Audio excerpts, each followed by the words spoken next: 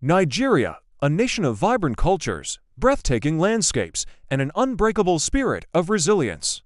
For centuries, its people have woven a rich tapestry of history, trade, and tradition. Yet, beneath this surface of strength, a silent crisis is unfolding.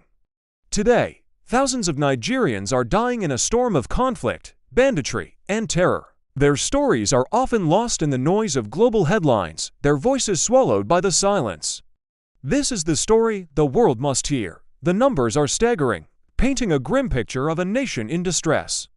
In just the last 2 years, well over 10,000 people have lost their lives to senseless violence.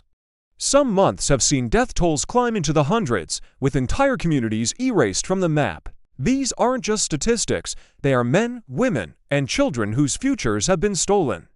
From the rolling hills of the Middle Belt to the bustling markets of the Southeast, no region is untouched. We see images of burnt villages, abandoned homes, and lives shattered by chaos. This is the brutal reality for millions. For Ada, a bright 14-year-old student, the school dormitory was once a place of friendship and dreams. But one night, that sanctuary turned into a scene of unimaginable terror. The darkness was pierced by the sound of gunshots as armed men stormed her school. A beloved staff member was killed, and several of her friends were abducted, their fates unknown. Ada managed to hide, her small body trembling under a bed as chaos erupted around her.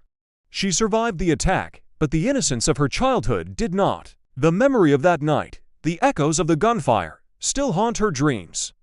Her story is a chilling reminder of how schools, once safe havens for learning, have become terrifying targets in this ongoing conflict.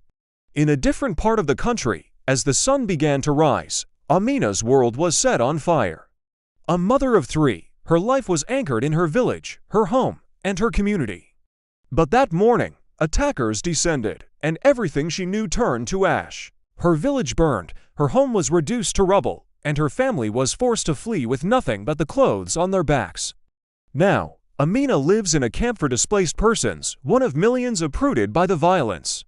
She fights every day to provide for her children, to give them a sense of normalcy in a life that is anything but normal. Her story is one of incredible loss, but also one of incredible strength, representing the countless women who are left to pick up the pieces and rebuild life from the ashes.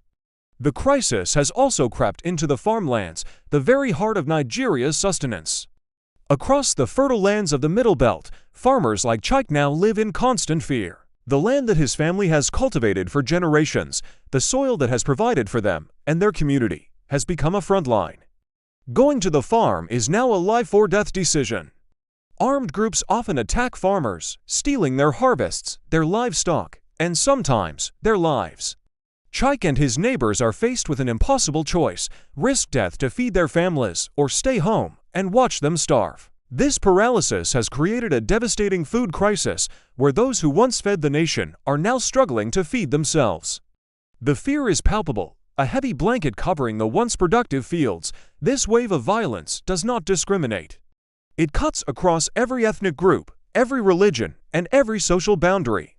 It is a national tragedy that has left scars on the soul of the country. From the ruins of bombed churches in Plateau State to the damaged mosques in Katsina, holy places have not been spared. From the bustling markets in the southeast where traders fear for their safety, to the schools in the northwest where children are afraid to learn, the bloodshed is a shared experience. The grief is universal, uniting Nigerians from all walks of life in a collective prayer for peace. Families are mourning, communities are broken, and the nation is grieving the loss of its own. In response, the Nigerian government has poured billions into security, deploying its military to hotspots across the country. We see soldiers on patrol, manning checkpoints, and engaging in difficult operations in treacherous terrain. Yet, despite their efforts, the conflict persists and, in many areas, escalates. The military is stretched thin, fighting on multiple fronts against well-armed and elusive enemies. The challenges are immense, from navigating difficult geography to rebuilding trust with local communities who often feel unprotected.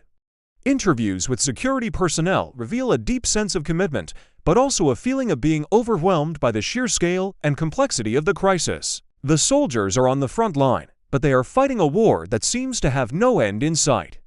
Behind every news report, every statistic, and every political statement, there is a human cost that is immeasurable.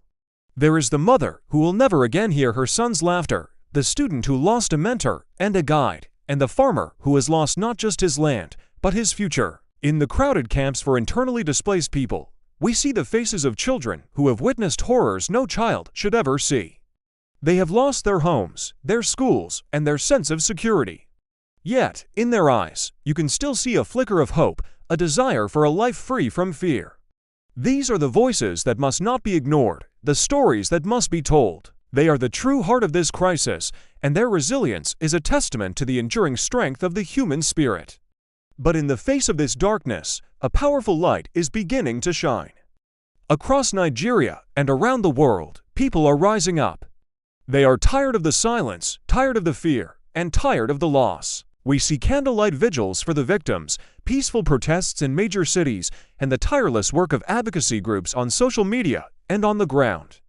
A new generation of activists is demanding justice, demanding security, and demanding peace. They are using their voices, their art, and their platforms to shed light on the crisis and hold leaders accountable. The question is no longer whether Nigerians are speaking out. The question is the world listening? Nigeria is bleeding, but its story is far from over. The strength and resilience of its people offer a glimmer of hope. The world must hear these voices, bear witness to their pain, and support their calls for peace, and you can help amplify them. You can share their stories, speak out against the injustice, and demand that the world pays attention. If you want to stay informed about what's really happening on the ground, if you want to hear the real stories, and get factual updates on the situation in Nigeria, subscribe to this channel.